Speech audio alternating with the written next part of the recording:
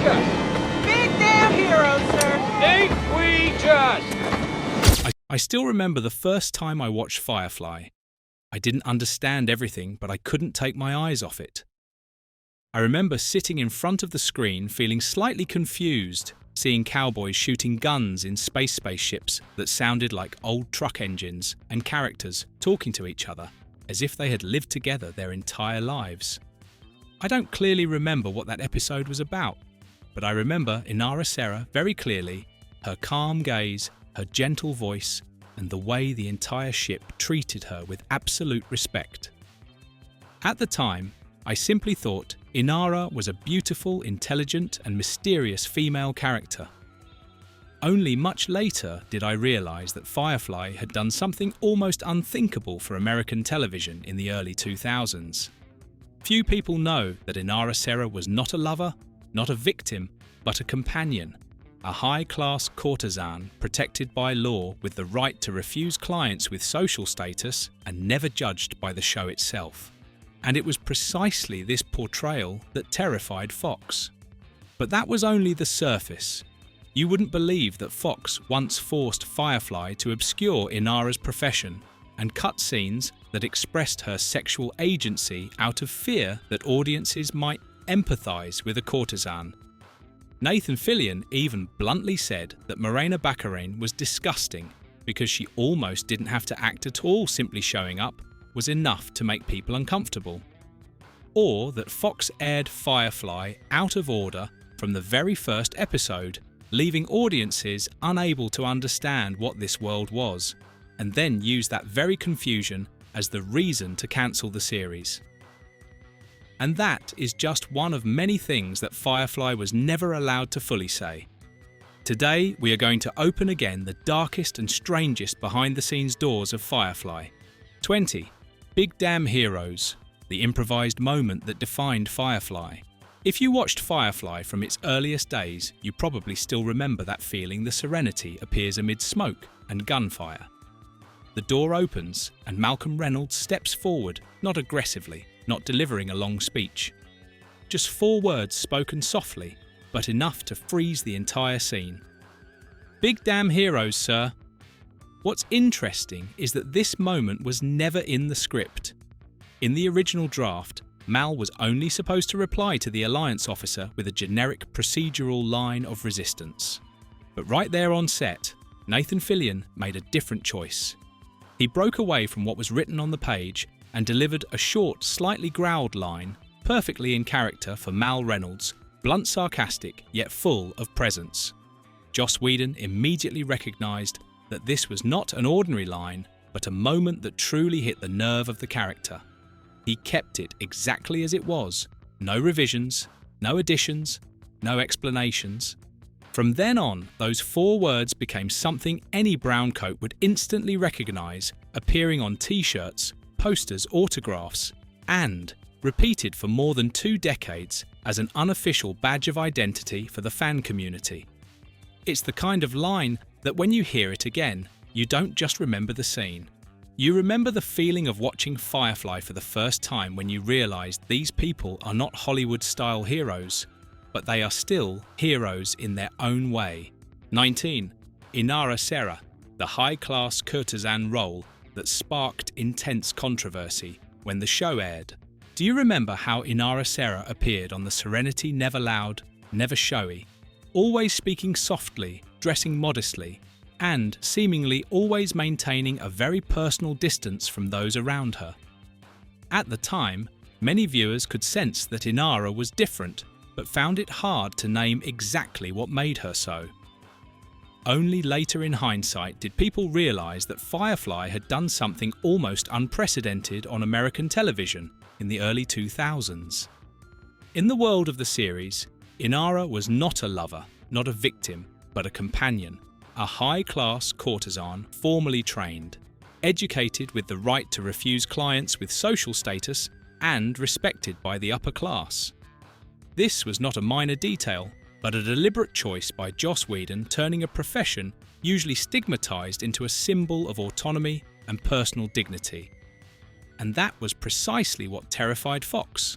From the development stage onward, the concept of the companion was considered too sensitive for primetime television. The network repeatedly demanded that Inara's profession be obscured, that direct terminology be avoided, that scenes expressing her sexual agency be limited, and that relationships involving Inara be portrayed in a more safe manner. Some story elements were rewritten, others were removed entirely, even though they existed in the original concept. The result was a paradox. Inara was both one of the most progressive characters on television at the time and one of the most tightly controlled. For some viewers, she was unsettling because she shattered familiar moral frameworks. For Fox, she went too far. And for Firefly fans, it was precisely this tension that made Inara Serra one of the most complex, memorable, and controversial characters in the series, even though she was never allowed to appear in full as she was originally written. 18. Neil Patrick Harris was once very close to playing Simon Tam. There are faces so familiar that audiences don't need to remember. A name seeing them is enough to recognise them instantly. Neil Patrick Harris is one of those faces. For many American TV viewers in the early 2000s, he was inseparably associated with the image of a young, intelligent, quick-witted doctor who appeared regularly on television for many years. And because of that, when Firefly once considered him for the role of Simon Tam, the issue wasn't talent, it was audience memory. It may sound hard to imagine, but there was a very serious point at which Neil Patrick Harris stood on the verge of becoming Dr. Simon Tam. He auditioned for the role, and according to people on the production team, he did very well. Not in a good enough to pass way, but convincingly enough to be genuinely considered. The problem lay in his image. In the early 2000s, Neil Patrick Harris was still tightly bound to the shadow of Doogie Howser, the brilliant child prodigy doctor with a clearly comedic tone. Simon Tam in Firefly, by contrast, was a completely different person, quiet, haunted, constantly living in a state of tension over his sister while being hunted by the Alliance. The producers worried that audiences wouldn't be able to forget Doogie in order to believe in an underground surgeon fleeing aboard a battered old ship. In the end, they arrived at a familiar Hollywood conclusion: he was better suited to comedy. And indeed, it's very difficult to imagine Doogie Howser bending over to perform surgery in Serenity's cargo bay, or standing silently watching River with eyes full of guilt. The role was therefore given to Sean Maher, who brought to Simon Tam a sense of fragility, heaviness, and the feeling of not belonging to this world. But the idea that Firefly almost had Neil Patrick Harris remains an intriguing what if one of those small turning points that could have given the series a completely different tone. 17. Inara Serra was not originally played by Morena Baccarin. Today, Morena Baccarin is almost inseparable from the image of Inara Serra. But few people know that she was not the original choice for the role. The actress first cast was Rebecca Gayheart, and she even completed filming the pilot episode. On paper, everything seemed fine. Gayheart met all the requirements in terms of appearance experience and the demeanour described in the script. But when the crew reviewed the first raw dailies, a hard-to-name feeling began to emerge. There was no obvious mistake, no scene that was clearly wrong, the chemistry simply wasn't there. In Hollywood language, that's often a gentle way of saying that the character wasn't alive. The decision came fairly quickly, and was also quite painful to recast the role of Inara entirely. All footage with Gayheart was discarded, and the production started over from scratch with Morena Baccarin. When Baccarin stepped in, Inara Serra truly took shape, calmer, more reserved, and carrying an inner weight that made the character feel both approachable and distant, exactly in the way Firefly needed. That also means that in some parallel universe, Firefly features Neil Patrick Harris aboard the Serenity and Rebecca Gayheart as Inara, and very likely that version would have carried far more sitcom energy than a melancholic space western ever needed. 16. Zac Efron was once considered for a young Simon Tam. If you remember the episode Safe, you may still recall the image of a skinny boy with anxious eyes standing close to Simon Tam during the brief but very quiet moments of the episode. That was Zac Efron at just 13 years old, long before he became a familiar face on the Disney Channel and the national crush of an entire generation. The role lasted less than 30 seconds on screen. There was no climax, no memorable dialogue, just a very small moment in an already subdued episode. But for Zac Efron, it was the first time he stepped into a major television production. Efron later admitted that when he went to the casting, he didn't even know what Firefly was, simply thinking it was a show about doctors in space. 20 years later, it is ironic that those quiet 30 seconds are still frequently mentioned in interviews, sometimes even more than films in which he played leading roles. For Firefly fans, it's a fun detail. For Zac Efron, it's a small milestone that has never disappeared from his career journey. 15. Star Wars ships hidden inside Firefly. Have you ever watched Firefly late at night, replaying an old episode, just to have something on and then suddenly stopped rewinding because something on screen felt off? Not the plot, not the dialogue, but a familiar shape gliding through the background of space so fast that you wonder if you imagined it. That feeling is very similar to re-watching old Star Wars VHS tapes as a kid. You believe you know every frame by heart, yet you still find yourself thinking, wait, was this scene always here? It was precisely in such blink and you miss it moments that Firefly's visual effects team secretly slipped in ship models from Star Wars. A subtle joke meant only for those who truly live with sci-fi. There was no announcement, no explanation in the show. They appear as true Easter eggs, fleeting tiny, and only for viewers patient enough to notice. A moment when a familiar ship from that faraway galaxy seems to have wandered into another universe. For sci-fi fans, this detail quickly became a light-hearted anecdote. Some joked that the Millennium Falcon had flown too far off its usual route, wondering why it ended up drifting alongside the Serenity. And who knows, perhaps somewhere in a cargo bay, Han Solo is still frozen, waiting for a completely different story to begin. 14. Alliance uniforms actually came from Starship Troopers. Try to recall the feeling the first time you saw the Alliance appear in Firefly. Without a single line of dialogue, the uniforms alone were enough to send a chill down your spine, rigid, sharp-edged, and utterly lacking the look of a righteous side. Many viewers couldn't quite put their finger on why, only that they felt they had seen this somewhere before. That sense of familiarity closely resembled watching Starship Troopers again from the late 1990s.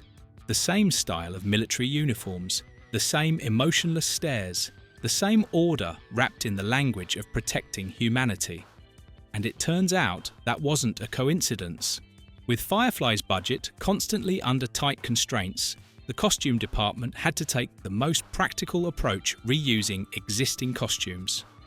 The source chosen was the uniforms from Starship Troopers 1997, a film that also deals with the military power and militarism, polished with lofty rhetoric. Ironically, a decision born of financial limitation turned out to be eerily fitting. Both Firefly and Starship Troopers depict systems where individuals are crushed by discipline and command. When those uniforms appear in Firefly, they don't just save money, they also carry with them a visual memory and a sense of threat that had already been deeply imprinted. Sometimes it is precisely a lack of budget that forces a production to make choices it might never have considered if money were plentiful. And in this case, being short on funds accidentally resulted in a perfect artistic decision. 13. Serenity was more than a setting. It was a real ship you could walk through. There is something that is very difficult to explain to younger audiences today, the feeling of being inside a television space. Not looking at it, but being with it. Firefly achieved that feeling through the Serenity. The narrow corridors, the cramped galley, the cluttered cargo hold, and the cockpit full of scratches were not built to look realistic. They were built to be used. Serenity was a continuous structure spread across two large sound stages, where actors could walk from the bow to the stern without the camera needing to stop. This was a very old-school approach to filmmaking: build less, but build it right. accepting extra labor instead of relying on editing to deceive the eye. The result was that the ship wasn't just a set, but became a living space carrying with it breath, the sound of metal, and a very human sense of confinement. When Firefly was cancelled, Serenity was dismantled as well. But when the film Serenity was greenlit, the decision was made so quickly it almost didn't require discussion, rebuild everything. Some things can't be recreated with an equivalent version because they were already right the first time. 12. Fox aired Firefly out of order and the price it paid. In the early 2000s, American television still operated by a very familiar rule turn on the TV after dinner watch an episode. And, if you didn't understand it within the first 5 minutes, change the channel. It was a time when audiences weren't used to complex world building. There was no streaming to re-watch the previous episode, and there certainly wasn't the idea that you should be patient and that everything would be explained later. Firefly was born at exactly that moment, and Fox treated it like a series that could be watched in isolated episodes. The original pilot Serenity was designed by Joss Whedon as a complete blueprint, introducing the Civil War, the concept of the browncoats of the Alliance, and the reasons these people were forced to live together on a battered old ship. But Fox considered the episode too slow, too talky, and lacking action for prime time. Instead of airing the pilot, they asked Whedon to write a new episode that was easier to watch and more action-oriented, The Train Job, and that episode was broadcast first. The problem was that The Train Job assumed the audience already understood Firefly when in reality they had never been given any foundation at all.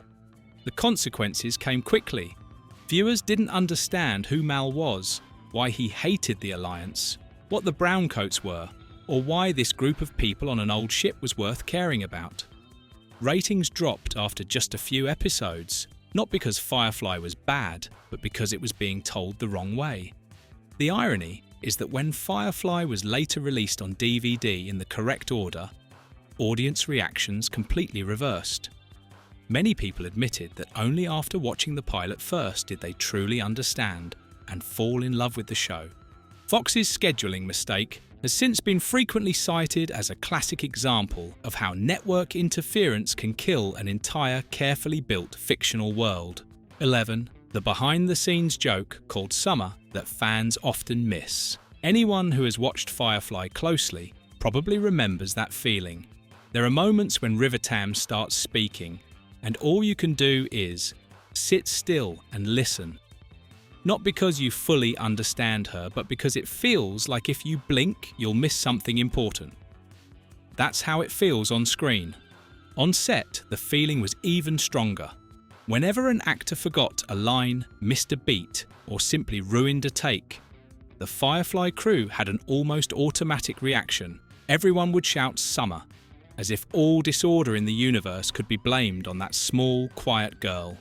It was an inside joke aimed at Summer Glau, who carried the most difficult lines in the series, illogical, layered with subtext, and disconnected from normal emotional rhythms.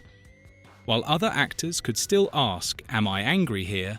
or "Am I afraid Summer had to deliver lines as if River's brain were broadcasting on an entirely different frequency?"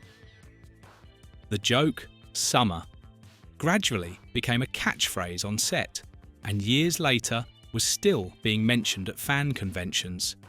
Because if there was anyone the crew both respected and teased at the same time, it was the person who had to say lines that made everyone pretend they understood, and then nod along anyway. 10. The River Tam Academy episode that was never aired. Do you remember those moments when River Tam curled up in a corner of the ship, whispering fragmented sentences or the panicked look in her eyes whenever the Alliance was mentioned? In truth, those moments were only the surface of a story that was never fully told. There were once plans for a standalone episode tentatively titled Dead or Alive, meant to go straight into River's past, the experiments at the Academy, how the Alliance destroyed a brilliant young woman, and why she could never truly be at peace in this world. It was considered a key episode for understanding River, not just as an eccentric character, but as a surviving victim of an entire system. But that episode was never filmed. Firefly was cancelled before the plan could take shape. The only thing left, according to people on the production team, was an unfinished script kept somewhere like a lost puzzle piece. And for fans, that episode exists much like River Tam herself, a fractured memory, a painful story we only hear through fragments, and perhaps because of that, it is all the more haunting. 9. How the $100,000 Serenity model was created. There is a very particular feeling when watching Firefly that many older viewers recognise immediately. The ship doesn't drift through space, it has weight. Every time Serenity appears, its hull catches the light differently. The metal isn't glossy, and the engines shudder as if tired after a long journey. This is a sensation that early 2000s computer graphics struggled to fake.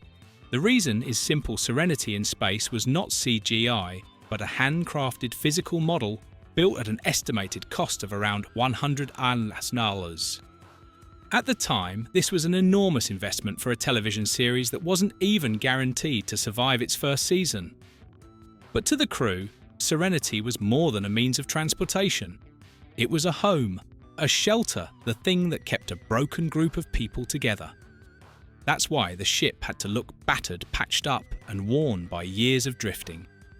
When Firefly was cancelled early, that model suddenly became a symbol of an unfinished dream. Yet it didn't disappear. Serenity continued to appear at conventions, exhibitions, and in the collective memory of fans.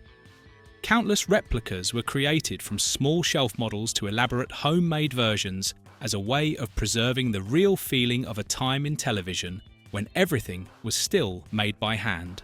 8. Earth. That was the darkest detail in Firefly. In the world of Firefly, there is something that is almost never mentioned, yet present everywhere. Earth is no longer the centre of the story. The series never explains what happened to humanity's home planet. There is no scene of destruction, no flashbacks, no lengthy exposition. Earth is simply left behind. This is not a flaw in the show's world building, but a deliberate choice by Joss Whedon. He didn't want the story pulled back into the past or trapped in nostalgia about where we came from. In Firefly, what matters more is what people have become after being forced to leave home. That mystery exists as an intentional void large enough for viewers to fill with their own imagination. Perhaps Earth is dead, perhaps it was abandoned, or perhaps it is still there, just no longer meaningful. More than 2 decades later, the question is still debated within the fan community, proving that sometimes what is left untold is what endures the longest. 7. The Firefly DVD once went into space. There is a very familiar moment when watching Firefly Serenity glides through the darkness of space, and the viewer suddenly realises they are wishing they could step aboard that ship. Have you ever felt that way too? In 2007, astronaut Stephen Ray Swanson brought a Firefly DVD set aboard the International Space Station. Not as a display item, not as a keepsake, but to watch the entire series in orbit above Earth. In a zero-gravity environment, amid the silent rotations around the blue planet Firefly, was replayed as a story about drifters among the stars. For the fan community, this moment carried a very specific meaning. A series that was cancelled early, once considered not engaging enough for broadcast television, was now being watched in actual space. Not many sci-fi series can say they've left Earth in that way, and for Firefly, it feels like a belated confirmation. Some stories don't need a long life on television, they just need to be carried far enough. 6. Nathan Fillion had a Han Solo shrine on set. Have you watched Firefly enough times to feel that something looks strangely familiar when you spot an object on screen that seems like it exists in the real world? If the answer is yes, then you may have once glanced through Serenity's cargo bay and felt a sense of déjà vu. A motionless figure encased in a frozen block, briefly visible behind the crates, disappearing before you're even sure what you just saw. That wasn't an illusion. At Nathan Fillion's request, the crew hung a model of Han Solo frozen in carbonite inside Serenity's cargo bay. There's no dialogue calling attention to it, no close-up shot, just a quiet detail for sharp-eyed viewers. For Fillion, this was a direct tribute to the classic sci-fi rogue archetype, the outlaw who lives by his own rules, forever standing on the line between hero and troublemaker. Han Solo was the predecessor. Malcolm Reynolds is the successor. The detail appears repeatedly throughout the series like a wink to fans, and also as an acknowledgement that Firefly doesn't exist in a vacuum. It was born from a love of old adventure stories and from the desire to retell them in a new way. 5. When Firefly accidentally created the perfect Star Wars crossover. Do you sense something very familiar in Firefly Outlaws, a battered old ship, shady cargo runs, and the feeling of always being chased by some empire just behind you? If your answer is yes, you're not imagining it. Firefly wasn't just influenced by Star Wars, it was created by people who grew up with Star Wars. Between small details that seem like behind-the-scenes jokes, Star Wars ships secretly appearing in a few space shots, a frozen Han Solo model hanging quietly in Serenity's cargo bay, Firefly created an unofficial yet perfect crossover of its own. No announcements, no licensing, just silent nods exchanged between people who share the same love for sci-fi. What makes that crossover special isn't how showy it is, but how natural it feels. It isn't a marketing trick, but the trace of a filmmaking team that genuinely loved the world they were drawing inspiration from. A group of artists who knew they were standing on the shoulders of giants and weren't afraid to bow in respect. And perhaps that's why Firefly still lives on. Not because of how long it ran on air, but because it was built from a sincere love for sci-fi, a language that fans in any galaxy can recognize instantly. 4. Firefly was almost turned into a harmless family show for prime time. Few people know that during the pre-production stage, Fox tried to shape Firefly into a family-friendly series, something that ran completely counter to the show's true nature. The demands sent down to the production team sounded very familiar to early 2000s American television. Reduce violence, soften complex relationships, avoid uncomfortable moral conflicts, and above all, don't let the main character become too bitter or openly resistant to authority. In the original writing, Malcolm Reynolds was a former soldier carrying deep psychological wounds, having lost faith in righteous causes, and no longer believing that the winners were necessarily right. But Fox repeatedly pushed to soften. Mal make him less pessimistic, less dangerous, less like a resentful, defeated man, and more like a familiar television hero. The irony is that this very uncomfortableness was the soul of Firefly. When those rough edges were filed down, the series stopped being a story about survivors of defeat and became just another harmless space adventure, something American television already had in abundance. Firefly didn't fail because it was too dark, too complex, or too unconventional. It failed because it was forced to become something it was never meant to be.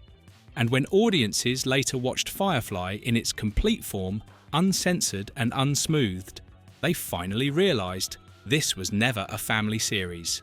It was a story about freedom loss and people who no longer believed in polished slogans. 3. How Firefly was influenced by American Civil War novels. From the very first episodes, Firefly creates a strange feeling you're watching sci-fi. But the spirit of the story feels familiar, like an old historical novel.